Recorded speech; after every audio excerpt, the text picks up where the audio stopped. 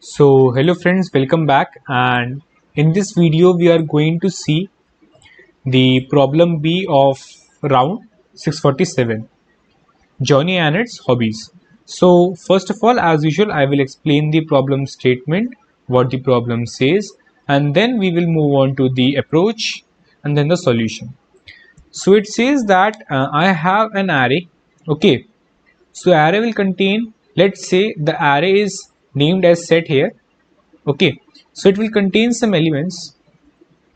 Okay, now what I need to do is I need to choose a k, a smallest possible k, so that if I do XOR with every element, so the elements remains the same as in the set, which means that if my suppose elements in the case, let's suppose, are 0 1 2 and 3, suppose these are the elements in my set, so I will choose a k.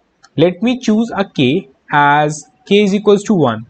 So if I do XOR with these, then what I will obtain is, suppose let's call it s dash, and after doing the XOR with every element, which means a0, suppose it is a1, a2, a3, a4.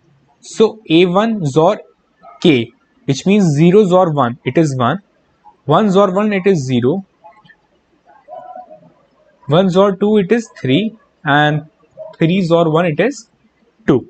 So as you can see that the elements here 1 1, I have 0 0, 2 2 and 3 3. So as you can clearly see that my elements are same,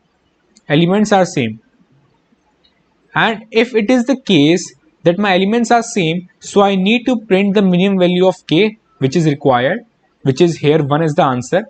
But if it is not possible for any k to have this value, then I will print -1 as the answer. So let me extend the screen a bit. Yeah, so as you can clearly see that my constraints are pretty less, which means t is less than equal to 1024, okay, and n is less than equal to 1024, and it is clearly said that n over all the cases will not exceed 1024. So I can basically use O of n square or O of n square log n. Okay, so it means that I can use a brute force approach, which means that I will check for every number between 1 to 1024, and I will do a XOR. See, I will run a loop for I is equals to 1, I is less than equals to n, I plus plus, and I will run a loop for 1 int I is equals to 1, I is less than equals to 1024, and I plus plus.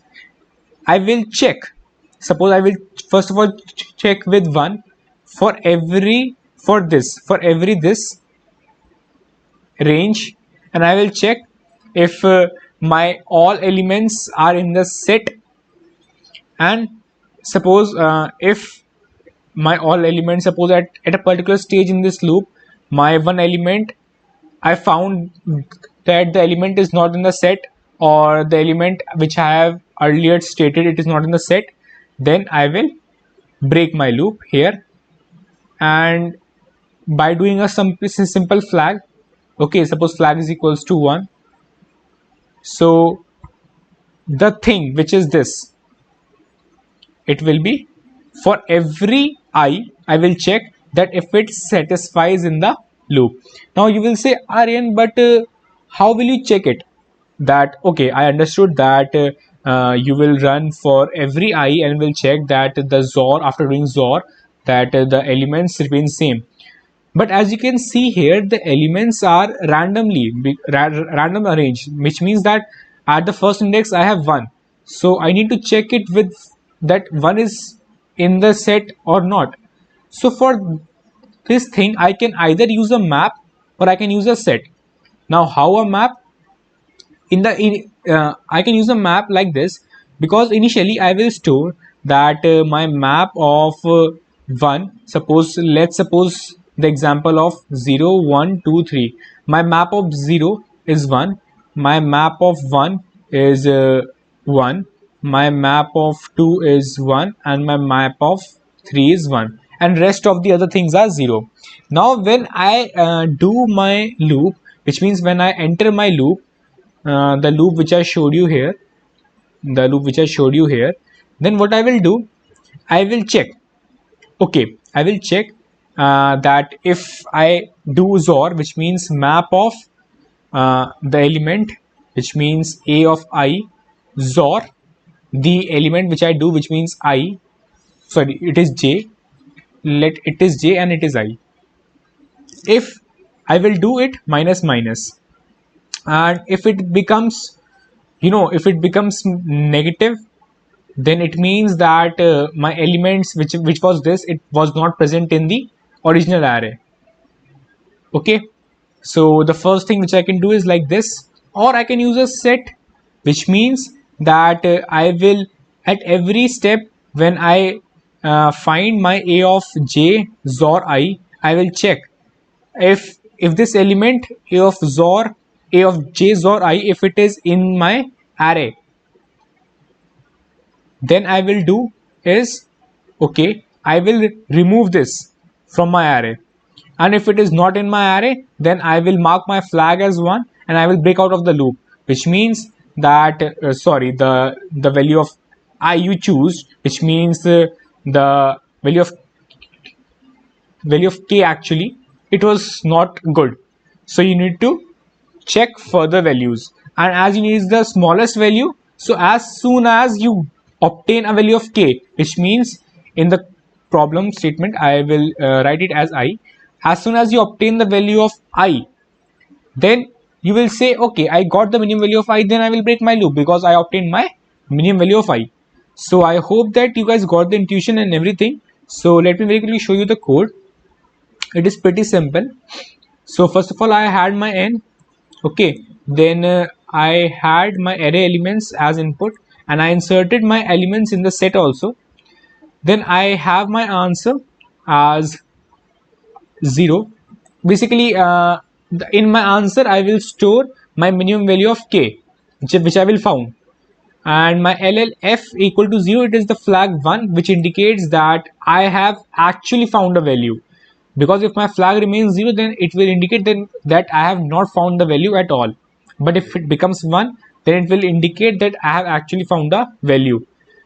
Now I will run a loop from 1 to 1024.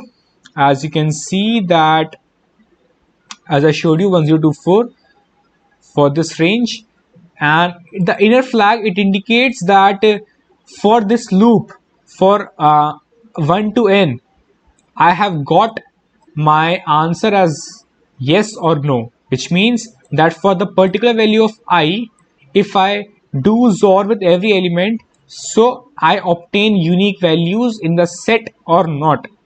So the inner flag indicates that. Now as you know that at every step my elements are removed in the set and so on and so forth, so I make another set in this loop and I will insert my actual elements from the actual array into this new set every time I run this loop from 1 to 1024. Okay, cool. So then I will check in my loop that if, first of all, I will have my value, that is I XOR a of j. Then I will check if my value is found in the array new v or not. See, if it is not found, which means if it is equal to new v dot end, then see, the element is not there, so I will break and I will mark my flag as 1. And if my flag is 1, see, if it means that I have not obtained such good k up till now. But if it is found, then I will erase it, and yeah, I will continue my loop. See, if my flag is 0, which means I have found it, I have found a particular k in my answer, so I found a particular k, so I will mark my main flag as 1 and I will mark my answer as the particular I. The I indicates here k, value of k required, and I will break my loop because actually I have found my answer and I needed the minimum answer. Finally, if my f is 1, it means that I have obtained an answer and my answer is in the variable ans. and else if my flag is still 0, it means that after all the iterations, after of n square iterations and doing all this, I have still not found the answer. And if the case is like that, so I will print -1. So I hope that you guys got the intuition behind it. It was basically brute force and you need to check for every value of I. So yeah, thank you very much for watching this video and see you in the next video. Bye.